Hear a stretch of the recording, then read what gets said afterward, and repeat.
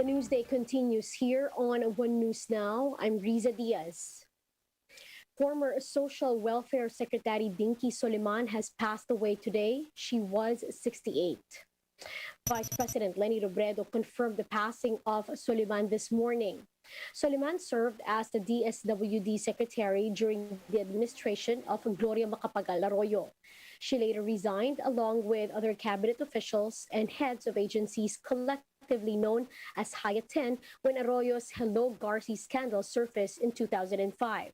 In 2010, Soliman returned as the DSWD Secretary for the late President Noynoy Aquino, where she steered the 4Ps or the Pantawid Pamilyang Pilipino program. The military is looking into several possible motives for the explosion that killed 8 people in Datu Piang, Maguindanao yesterday. In an interview with us earlier, Philippine Army spokesperson Lieutenant Colonel John Paul Baldomar said there are 3 possible motives for the attack. First, he said it could be a diversionary tactic by the Bangsamoro freedom fighters, following reports that the military have been gaining ground against the rebels. Baldomar also said that the attack might be hate-motivated, as some of the victims who are members of the LGBT community have earlier received death threats. Lastly, according to Baldomar, it could also be politically motivated since Datu Piang is a known political hotspot in the area. Baldomar added that they are treating it as an isolated case and that authorities have beefed up security measures in the area following the incident.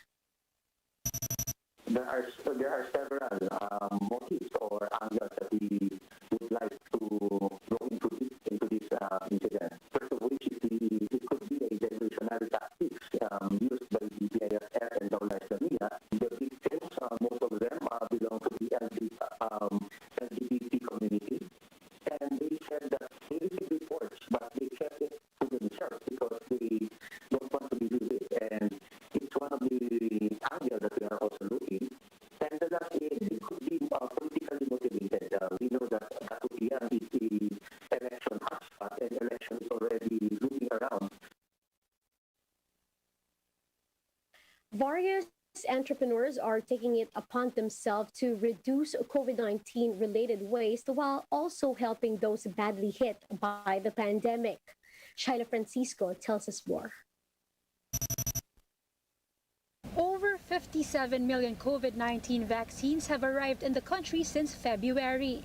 And as the inoculation drive continues, boxes used as containers for these vaccines are left in warehouses. Instead of putting them to waste, entrepreneur Bon Aga sought the help of fellow businessmen and government agencies to put them to good use. The result? A housing project in Marikina City. This house is made of 6 specialized boxes used as containers for Sinovac vaccines, and this house was just constructed in just a week. But with a volume of specialized boxes left in the warehouse, they estimate they could still construct 500 more houses. Ruben, the beneficiary of this house, says it's one less problem for him as he lost his house during Typhoon Ulysses last year. Maganda na bahay ko. Wala na akong masyadong problema. Hanap buhay na lang po ang kailangan.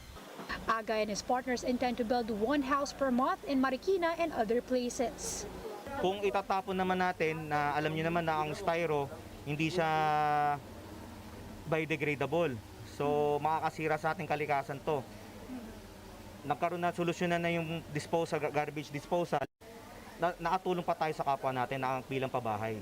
Based on data from the Environment Department, solid waste collected in Metro Manila have increased by more than 20% since the start of the pandemic. With this, various groups are coming up with ways to lessen the waste. Aling Tindera, a waste-to-cash program managed by sari-sari store owners, is available in Manila. Here, nearby residents can drop off plastic waste and then get paid for it by 2 to 13 pesos per kilo. Sari-sari store owners then segregate and compress the waste before placing them in container vans for hauling. Store owners earn 50 centavos a kilo, hauled by organizers. This is a big help for Lorme, who has been earning up to 1,500 pesos per haul. This allowed her to have her own means of payment to people dropping off trash instead of depending on organizers. After this, the waste will go to vetted processing partners like cement plants for alternative fuels or to recyclers and upcyclers. So we would like for more people to hopefully be more conscious kasi, if you're not measuring the amount of plastic that you use, you don't realize ang dami mo na palang ginagamit. But by properly segregating, by properly giving them to the right channels, nasa-start natin ma-realize na, okay, ito pala, pwede kong bawasan. For its part, the Environment Department has released an order allowing healthcare waste such as PPEs, face masks, and gloves made of woven plastic to be co-processed for alternative fuels and raw materials in cement kilns. Shaila Francisco, ER1 News. We'll be back with more stories after the break. Keep it here on One News.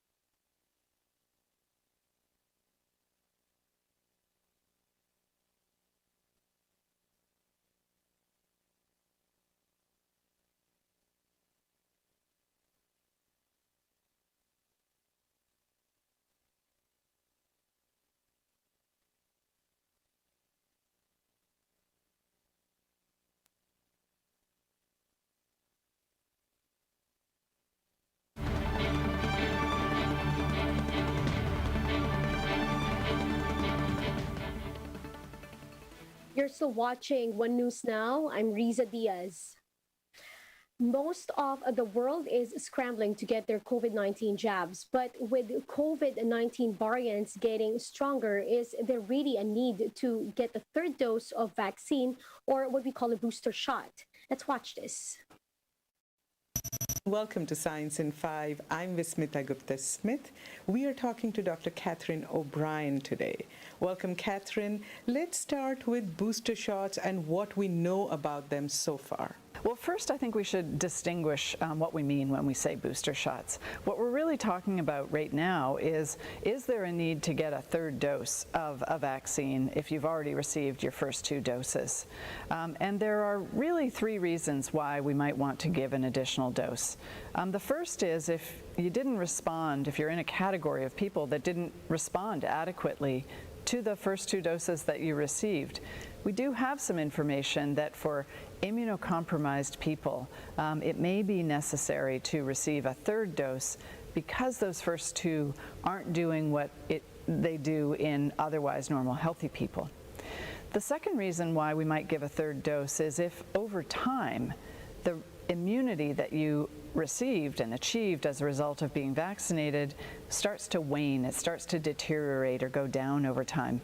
And in fact, the evidence right now shows that the vaccines are holding up extremely well to protect you against severe disease, hospitalization, or even death. So we don't see strong evidence leading to a need to provide a third dose for people who have already been vaccinated. The third reason we might want to give a third dose is if the performance of the vaccines are less or inadequate against some of the variants of concern that have emerged. And again, the vaccines that we have right now against the variants, and we're watching this very carefully, are holding up extremely well against the severe end of the disease spectrum. Generally speaking, the vaccines are performing very well. Kate, is there a scenario where certain groups of people may need this third dose of a booster shot? Right now, we do have some evidence that there's a small proportion of people, those people who have serious immunocompromising conditions, that don't seem to respond to the first 2 doses in the way that people who don't have an immunocompromising condition do. What they need is a 3rd dose, but that's really for their primary response. It's because they haven't adequately responded to the first 2 doses. But apart from the protection that a booster dose affords people, there are some other considerations. We need to know, does giving a 3rd dose actually increase the immune response? And we do see evidence that that's true, and we would expect that to be true based on what we know about how vaccines work. But the other issue is, should those doses be given? As I mentioned before, the evidence is weak for making that argument. We certainly don't see conclusive evidence that a booster dose among the majority of people who have been vaccinated already is needed. And the third issue is safety. Giving a 3rd dose needs to be monitored for the safety issues, and we would like to see a safety database before we would make any such recommendation, and that evidence is also building, but we're not there yet.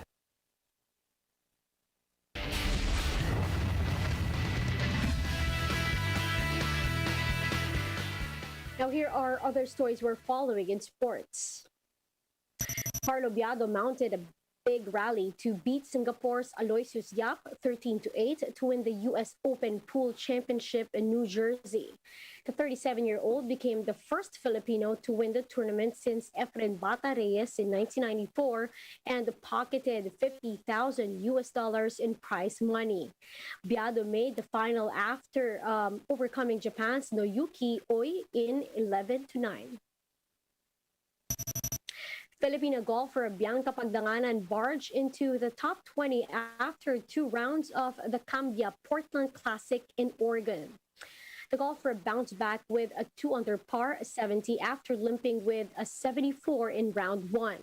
Pagdanganan shot 5 birdies to counter 3 boogies this time to get to even 144 for the tournament and soar 36 places to join 20th. She birdied numbers 12, 14, and 18 while dropping a shot on 17. Then boogied the 3rd and 5th, but recovered by birdieing the 4th and 7th. And the Philippine Sports Commission vows to continue its support to pole vaulter EJ Obiena.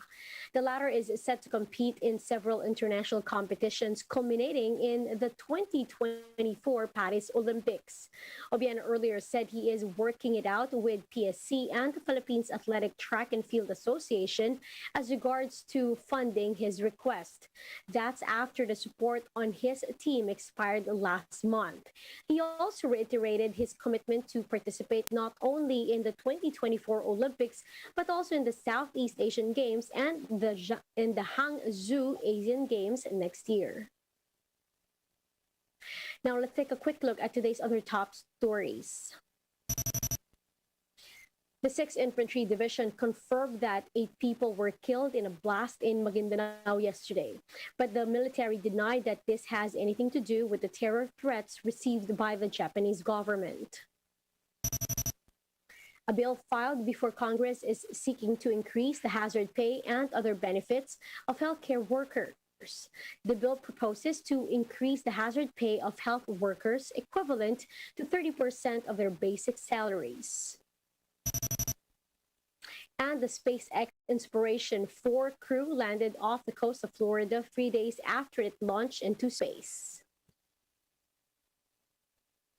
And those are the top stories of the hour. Join us later again at 1 in the afternoon as we continue to monitor the day's biggest stories. You can also catch One News on Signal Play app. Register for a free account now, www.signalplay.com, and stream One News live anytime, anywhere. I'm Riza Diaz. Mask on, wash hands, and stay safe, Philippines. We are One News.